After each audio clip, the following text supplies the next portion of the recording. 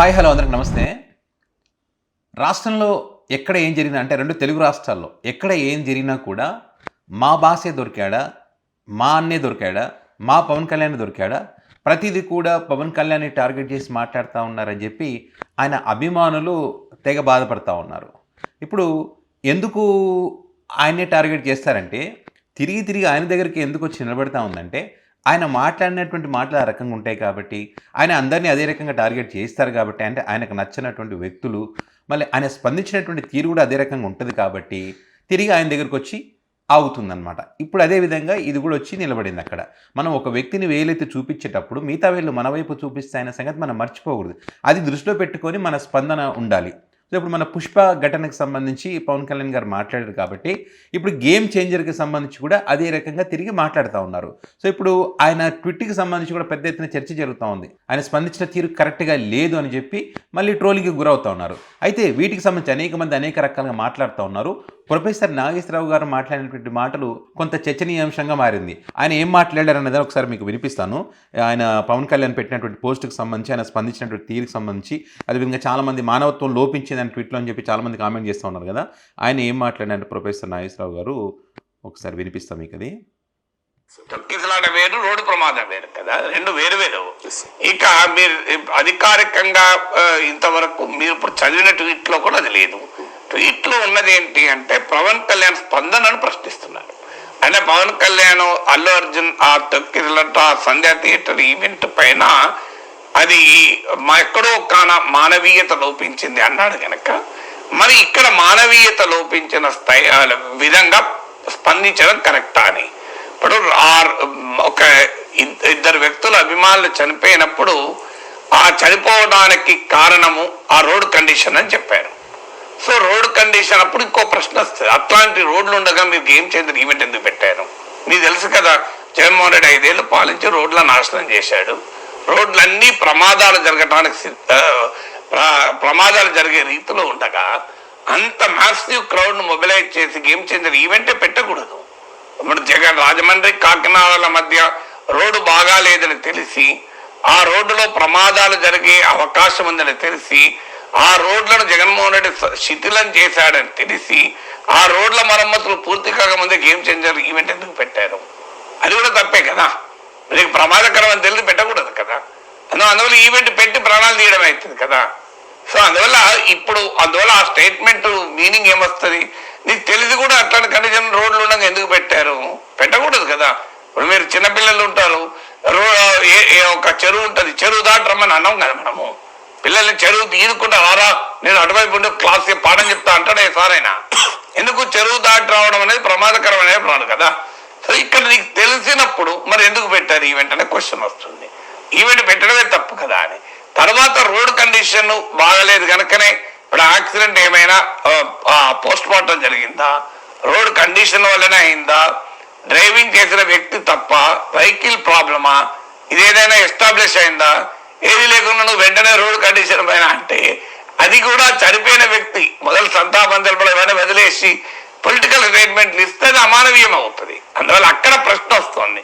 అందువల్ల మొదలు ఇలాంటి సందర్భాల్లో దానికి కారణాలు వెతకద్దు. ఫస్ట్ ఒక రోడ్డు ప్రమాదం జరిగింది, దానికి ఆవేదన వ్యక్తం చేయాలి. అభిమానుల దగ్గరికి పవన్ కళ్యాణ్ పోవడమా? సో ఇది ప్రొఫెసర్ నాగేశ్వరరావు గారు మాట్లాడినటువంటి మాటలు కొంత చర్చకు దారితీసాయి. ఆయన చాలా క్లియర్గా మాట్లాడారు. ఇక్కడ ఒక ప్రమాదం జరిగినప్పుడు అది ఆ డ్రైవింగ్ చేసినటువంటి వ్యక్తి తప్ప, లేకపోతే అక్కడ రోడ్డు బాగలేకుండా జరిగిందా, నిజంగానే రోడ్లు బాగలేవని చెప్పి పదే పదే ఎన్నికల సందర్భం కూడా చెప్పారు కదా. మరి అట్లా రోడ్లు బాగినప్పుడు ఇంతమందిని మొబిలైజ్ చేసి ఎందుకని ఈ ఈవెంట్ నిర్వహించారు? మరి ఆ ఈవెంట్ నిర్వహించకూడదు కదా. ఆ ఈవెంట్ నిర్వహించడం వల్లే మీరు అక్కడికి వస్తారని తెలియడం వల్లే కదా వాళ్ళు ఇక్కడికి రావడం, ప్రమాదం జరగడం చూసాము. కాబట్టి ఏదైనా సరే ఈ ప్రమాదానికి గల కారణాలు తెలుసుకున్న తర్వాత స్పందిస్తే బాగుంటుంది. ముందు స్పందించాల్సింది ఏంటి?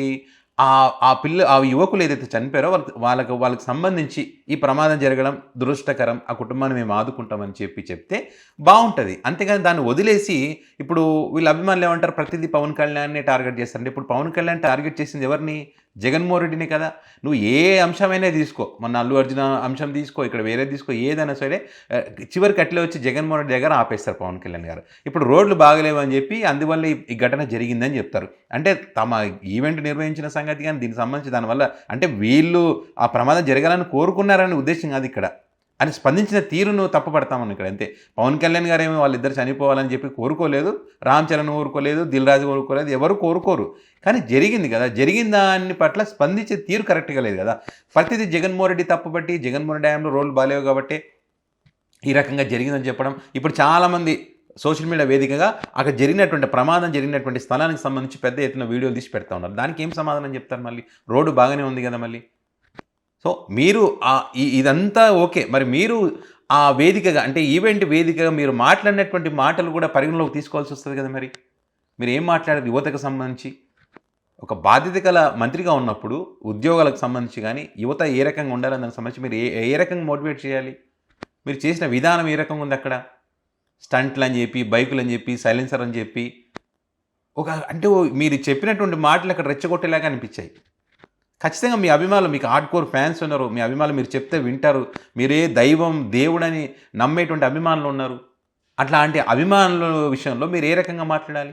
పాపం ఆ పిల్లలు మీ మాటలు విని కొంత ఏదో ఉత్సాహంతో మరి బైక్ స్పీడ్గా పోయారో ఏ రకంగా పోయారో పాపం ఆ పిల్లలు ఈరోజు లేరు. ఆ తల్లిదండ్రులకు బాధ మిగిలిచి వెళ్ళారు. మరి ఆ బాధని ఎవరు పూర్తి చేయగలరు? బాధని ఎవరు భర్తీ చేయగలరు? ఎవరు చేయలేరు. కాబట్టి మనం మాట్లాడే తీరు, మనం స్పందించే తీరు వేరుగా ఉండాలి. ప్రతిదీ ఆలోచించి స్పందించాలి. ఇష్టం వచ్చినట్టుగా మాట్లాడతాం, ఇష్టం వచ్చినట్టుగా ఆరోపణలు చేస్తాం, ఇది ఈ తప్పు మన మీదకి రాకుండా అవతల మీద నెట్టేద్దామంటే అది ఖచ్చితంగా తిరిగి మన దగ్గరకు వచ్చి అవుతుంది. కాలమహిమ అంతే. ఇది మనం మాట్లాడే రోజులు గడవక ముందే ఈ పుష్ప ఇన్సిడెంటు తిరిగి మన దగ్గరకు వచ్చి ఆగింది. ఇప్పుడు మన ఈవెంట్లో ఇద్దరు యువకులు ప్రాణాలు కోల్పోవడం, మీరు మొన్న వేసినటువంటి ప్రశ్నకు మీరే మళ్ళీ ఆన్సర్ చెప్పాల్సినటువంటి పరిస్థితి రావడం, ఇదంతా ఎట్లా ఉంది చూశారు కదా. ఆ రకంగా అన్నిటికీ వేరే వాళ్ళని టార్గెట్ చేశారు కాబట్టి, మీరు స్పందించిన తీరు కరెక్ట్గా లేదు కాబట్టి, మానవత్వం లోపించింది కాబట్టి మీరు పెట్టినటువంటి పోస్టులో అది రాజకీయ పరంగానే ఉంది కాబట్టి ఇప్పుడు మీకు సంబంధించి చర్చ జరుగుతూ ఉంది, మిమ్మల్ని ట్రోల్ చేస్తూ ఉన్నారు. సో అదేవిధంగా కొంతమంది మేధావులు కానీ ప్రొఫెసర్లు కానీ ఇది తప్పు అని చెప్పి మాట్లాడుతూ ఉన్నారు. ఇప్పుడు వైసీపీ పార్టీ అంటే సరే రాజకీయంగా వాళ్ళు మాట్లాడతారు అనుకోవచ్చు, కానీ సామాన్య ప్రజలు కూడా న్యూట్రల్గా ఈ పొలిటికల్కి సంబంధం లేనటువంటి వాళ్ళు కూడా మీ పోస్టుకు సంబంధించి స్పందించిన తీరు కరెక్ట్గా లేదని కామెంట్ చేస్తూ ఉన్నారు. మరి దానికి ఏం సమాధానం చెప్తారు? వాళ్ళు రాజకీయాలతో సంబంధం లేనటువంటి వ్యక్తులు కదా.